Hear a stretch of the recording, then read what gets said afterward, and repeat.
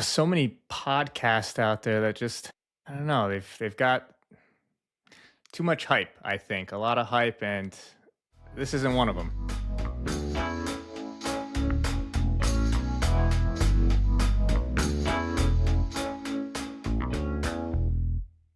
No idea what to say. you know, Yeah. you know. Most people, most podcasts, they talk about starting a business, but very few, I think, talk about how to operate one. You know what it's actually like once you're in it. I agree. I think a lot of these podcasts, they interview operator after operator, and at the end of the day, a lot of us are running our stores very similar, not the same. And so I think for us, like we want to get a little bit more granular and kind of share our success, share our experience, like what we've done great, how we failed. Like we don't know it all, right? We want to share where we think we've done things well, where we failed, and also maybe leverage some of the relationship equity and experiences that we've learned from other very successful laundromat operators that have done it better than us. Yeah, I mean, I think, we're not gurus. We're just operators. I think we're two guys that like golf and we like laundromats. Yeah. Yeah. The goal was to get into laundromats to play more golf, and honestly, it's gone the other way for me. Might want to Yeah. cut that one out. Yeah, yeah. So why this podcast? Why does it exist? You know, I think we couldn't find content that felt, I don't want to say it didn't feel real, but when we were starting out, or when I was starting out, I can't speak for you. When I was starting out, I don't feel like there was a lot of content out there for people first getting into it, before you even bought your first store, 6 months, a year before. And I think that's what, at least on my end, sparked the idea of wanting to do this podcast is to, you know, it was not be too beginner friendly, but not be too vague, too motivational. Want to talk about real numbers, real deals, real trade offs, real mistakes, real learnings, and kind of go deep instead of staying broad. I think that's not really out there, and to me, coming from corporate, that's what I found helpful, and there wasn't a lot of that out there. Yeah, I agree. I know when I got into the space, I think very similar to you, pre or right at the launch of COVID. And man, since then, this industry has just taken off, right? We've seen the podcasts hit, we've seen just more and more competition hit, the private equity getting into the space. Hmm.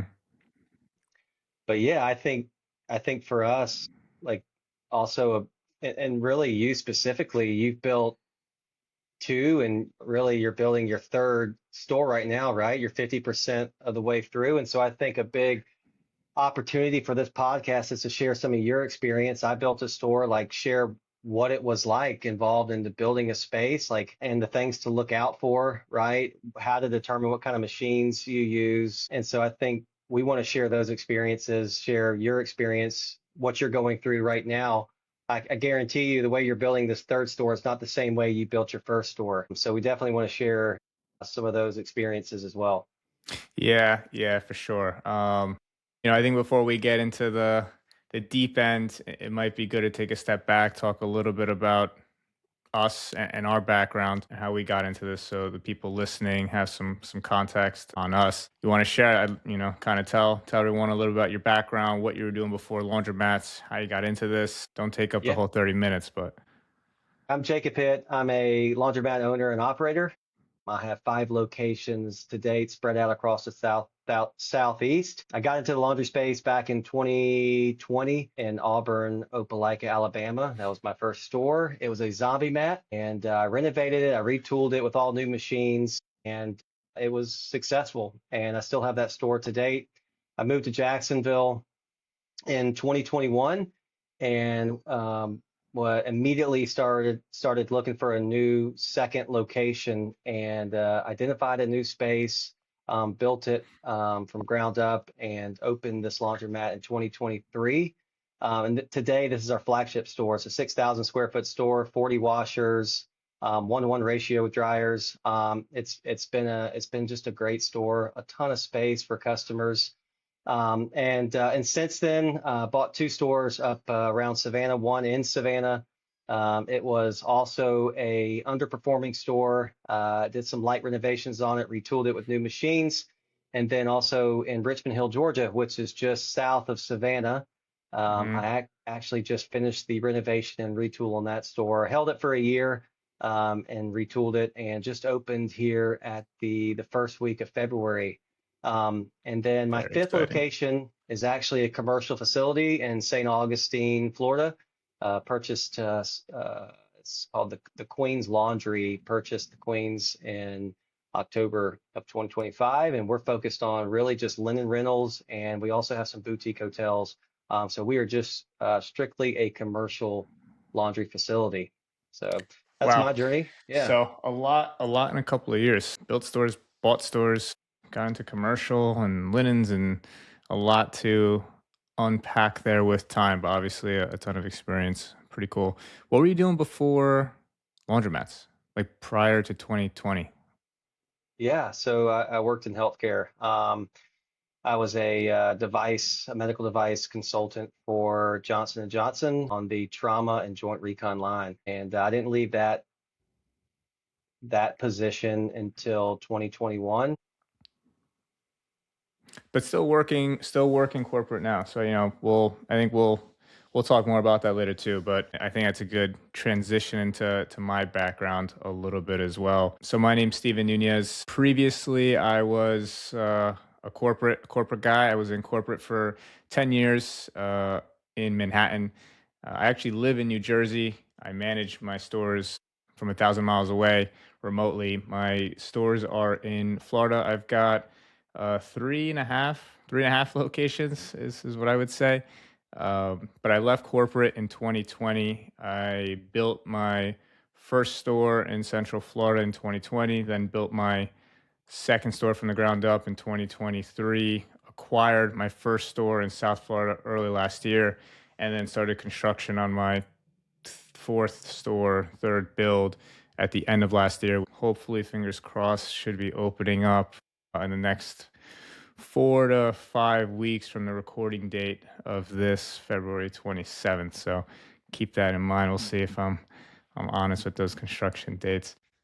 Yeah, so you've got three stores in Orlando. I assume your first store was in Orlando. Like, what got you into the business? Like, how'd you make the jump? Like, and then how long did it take you to say, "Hey, I want to go do this again and build my second store"? Yeah, so the first location kind of I think it was a plot from my father-in-law to try to get me to move down to Florida. He's in the supermarket business and one of his stores is in a location where my first store is now. And he actually had someone approach him that wanted to put a laundromat at that location in this plaza. And after that, he, reached out to me and said, "Hey, have you ever thought about laundromats? Have you ever looked into this?" And I've always had the itch, in corporate. I always knew I wanted to get out of a W 2, get out of working for the man and trying to do my own thing. So, I had looked into car washes, storage units, accounting for, all of the boring businesses that you hear and read about today on podcasts and all the content out there. And laundromats were one of them. So I spent about, I don't know, 7 months going deep on forums and YouTube and Google searches, trying to consume as much as I could. And finally, told them, yeah, like I'm all in and pulled the trigger on that location. And thankfully it worked out. We did a lot of due diligence and a lot of homework, but the location was good from the start. And I actually started that, built the store, and we opened in the peak of COVID because it was Mhm. 2020, August 2020. So COVID was a few months into COVID. Invested 1.2, 1.3 million bucks on this store. No idea what I'm doing.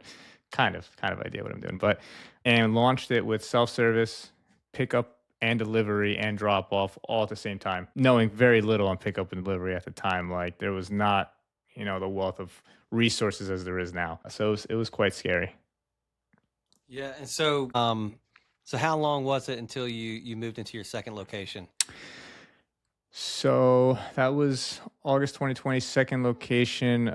We started construction towards the like middle end of 2022. So like a year and a half later ish, we started construction on that one. Yeah. So once you saw revenue stabilizing, continuing to grow, I assume you were like, "Hey, I like this laundromat thing. Let's do it again." Yeah, exactly. Yeah, we had success in the first one. And, I knew in the first 3 months of the first one, like, okay, this is what my life is now going to be. I joke about it all the time, but at this point, am unemployable. I don't think I can never be employed again. It's just where I am after the transition. And, been blessed. Yeah. Let's dive into that a little bit. So you're working full time as a sales consultant, right? In tech sales. Yeah, I was yeah, my official title was area area sales manager for I think Priceline at the time. Okay. And so how long, I mean, how long did you do this? Going back and forth to Not as long as you. laundromats? Yeah. Yeah. So like when did you decide to make the jump and getting to laundromats full time? I overlapped about a year. Um I overlapped a year and I could have transitioned sooner, but the secondary income was nice, which is why I didn't do it sooner. Yeah. But at some point the stresses start to add up, and you can be doing more if you're working fully on your own business versus trying to divide your time. So at some point I, had to say like, okay, I need to go all in both to really help this thing grow the way I want it to and manage it the way I want to. And the only way to do that is to obviously you have to leave corporate. Um, which I don't know why I held on to that as long as I did. I should have done that sooner.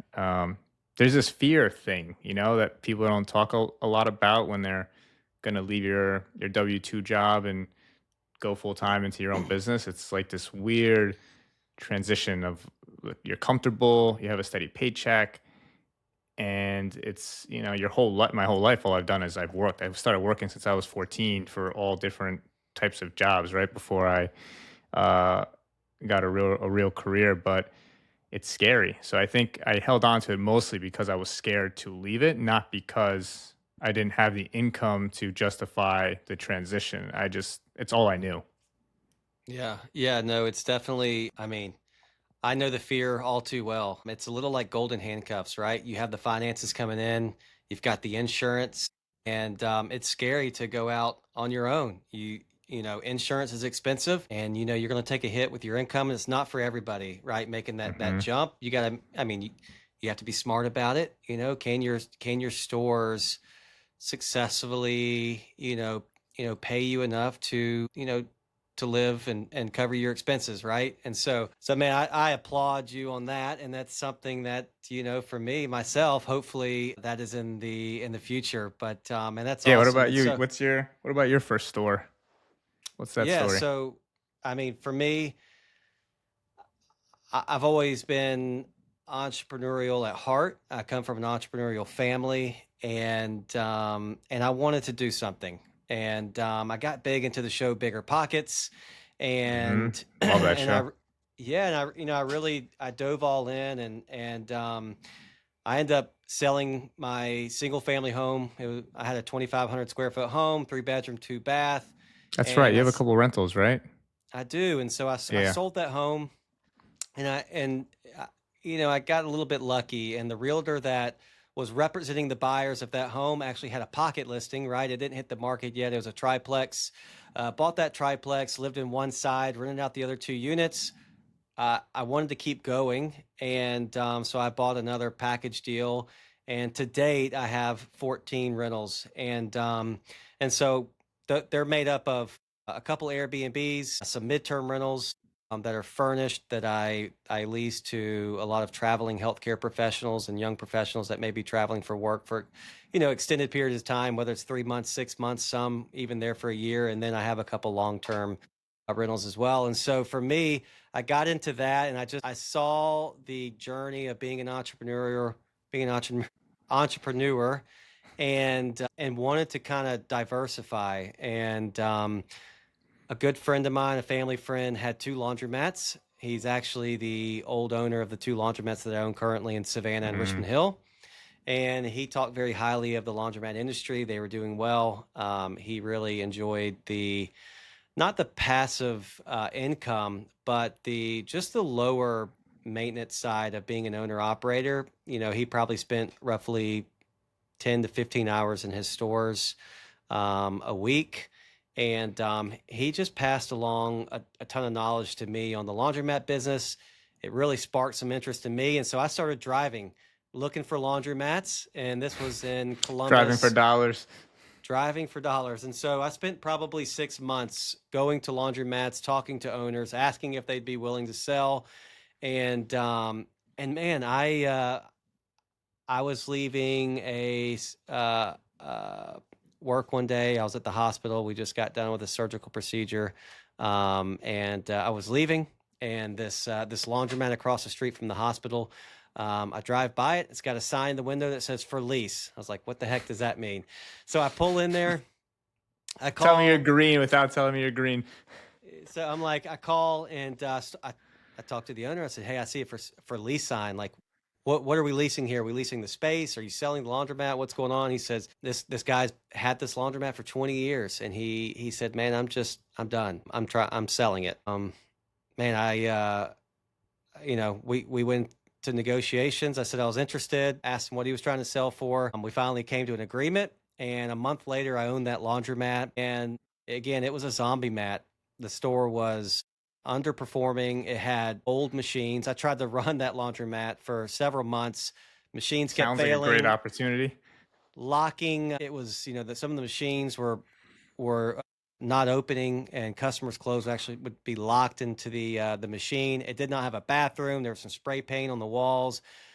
And there was times I said, "What the heck did I just do?" But look, I got connected to a industry rep for a local distributor, Southeastern Laundry, and David came out of Birmingham, and man, he said, "Look, this location's good. Like, you've got a lot of traffic here, high traffic count. You've got a good space, good visibility. Like, I think you retool this thing, you clean it up, and I think it will do well."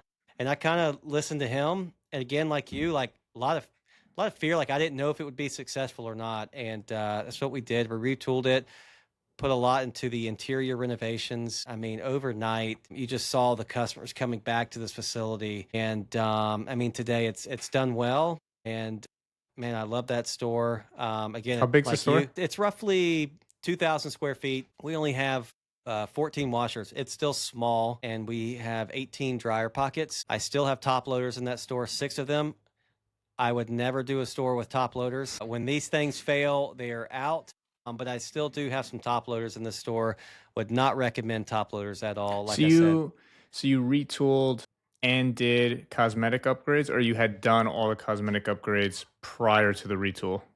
yeah, we started with some cosmetic upgrades before the retool, and it helped a little bit. We saw a little bit of increase in traffic, but man, I was done with those machines constantly messing up, the customer complaints, and I said, you know what? I'm going to invest in all new machines, and I'm glad I did it. And it saved me a lot of headache. It also improved my utility costs, and man, yeah, we're going on roughly a little over 5 years with these machines, and so it was a great move. It was a great move, and I'm thankful for the help and recommendation from David, the distributor. Yeah, always got to give some shout outs. I guess I'll shout out my man Rusty from Statewide. If you're listening, Rusty, probably not. I know you're a little old school, but he helped me with that first location. I've used him for all 3 stores that I've built. So that just goes to show you what a relationship means and where it can take you if you think about it in that way. And I think most salespeople slash distributors do, but they're not, not all of them do. So a big shout out and a big thank you to you. Steven, so you've got 3 locations in Orlando, and then you mentioned South Florida. You've got one in Miami, correct? Exactly. Yeah. Three in Orlando, one in Miami. Should probably mention the brand. So my branding is all under the laundry room. Um, we've got the four stores. I've got three Ram Pro Masters for the fleet for pickup and delivery. It's split out between residential and commercial business. Um, got a flat work iron as well, so we do some linens. Don't have my own closed facility like Mr. Jacob over here, but we're getting more into that. Yeah. So hey, let me ask you on that. So do you do wash, dry, and fold in your Miami store as well? No, not yet. Sorry. I do drop off wash and fold. Yes, we do Mm, no pickup and delivery down in the Miami store. Just Orlando's kind of our main market for pickup and delivery. Um, Mostly just from a strategic operational standpoint. I've got my GM there, my store managers, my operations team, processing team. So I can do everything at one location, process everything in mm. house at one location. Just makes it a bit easier. At some point, I might think about pushing pickup and delivery down south, but for now, just doing it out of the Orlando stores. Yeah, hey, and let me add, this is how I met you. So, I still remember it was back in 2021. I'm running pickup and delivery out of my Auburn store. We are a Happy Nest location, Mm, and man, I was having so many operational challenges. And somebody, I just can't remember who, recommended me to speak to you. They said, "Hey, this guy is pretty successful in the wash, dry, and fold." I remember I called your store. I think I spoke to your manager, and I just said, probably. "Hey, I've got some questions. I'm a owner over in Jacksonville. I got some questions for Steven, and could he give me a call?" You called me. I still remember speaking to you. Actually, it was you called me on the evening. I just pulled up to the house. I sat in the driveway, I think, for an hour and talked to you on the phone, and just kind of picked your brain a little bit on the wash, dry, and fold. And man, from what I mean, what I've seen, what I hear, like you've been just incredibly successful on the wash, dry, and fold. And man, only if I could implement your processes. But yeah, that's I I remember that's how we appreciate met. that. Yeah, it's funny how those relationships kind of start like that sometimes. And that's why I'm always open to conversations. In the 5 years I've been doing this, I've talked to so many new owners or existing owners that have pinged me either on a DM or a message or a forum or whatever. And I always give the time, and I've built some really good relationships from that. And there's been lots. I've also learned a ton. Like we kind of started at the top of the show.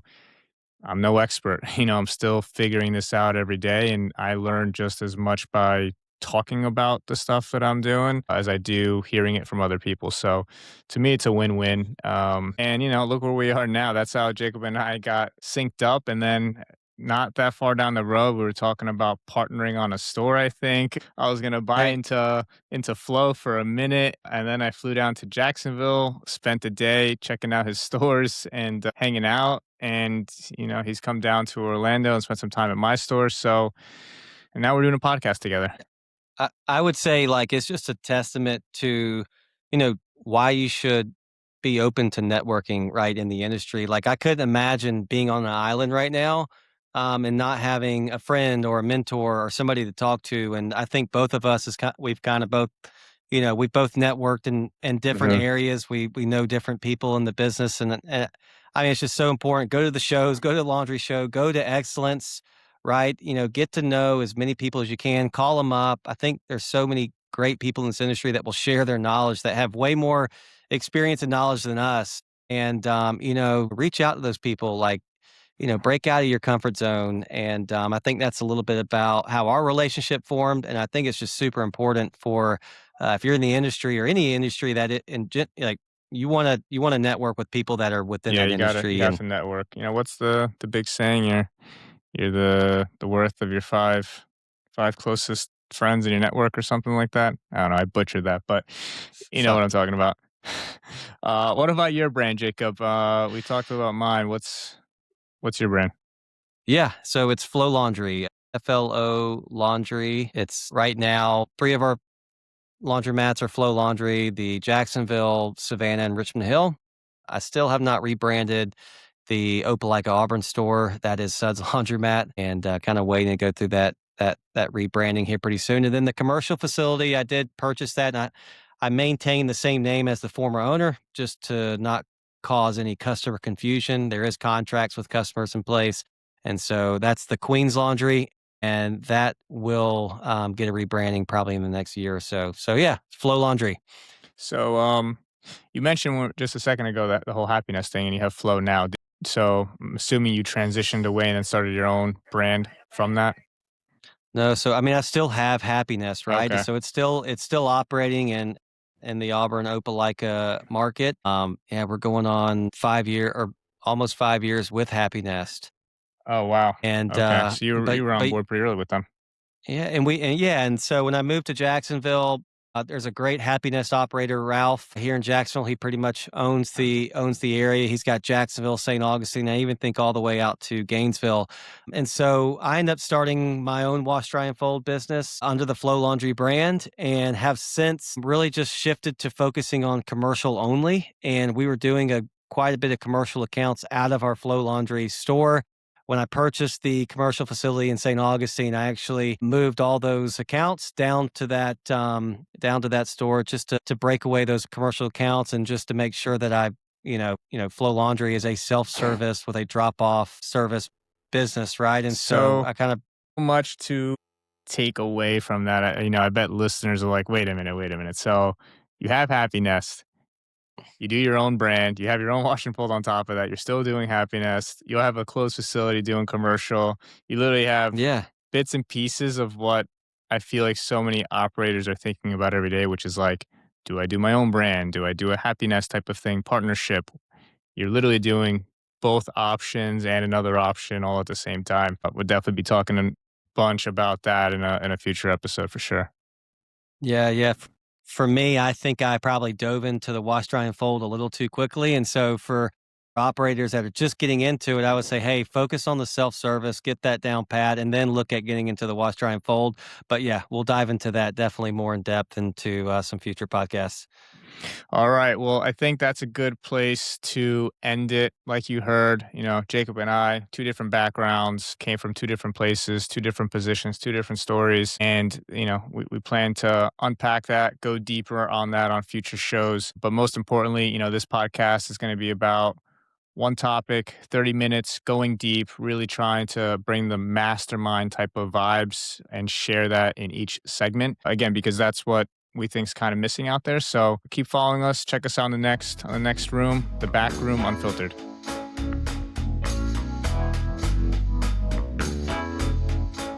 Hey, one thing I forgot to mention, we actually are in the back room. Ah, he is in the back room. Jacob is in the back room. That's the back of Flow. That's the back of Flow It's the Laundry. back of Flow Laundry in Jacksonville. So I'm in the back room. I'm not in the back room. I'm in my office You're in your slash office room guest bedroom in in New New Jersey. Jersey, 1,000 miles away. That's kind of cool, 1,000 miles away. Got it. Yeah. But yeah, all right, back room. We'll see you guys next time. Thanks for stopping by. See you later.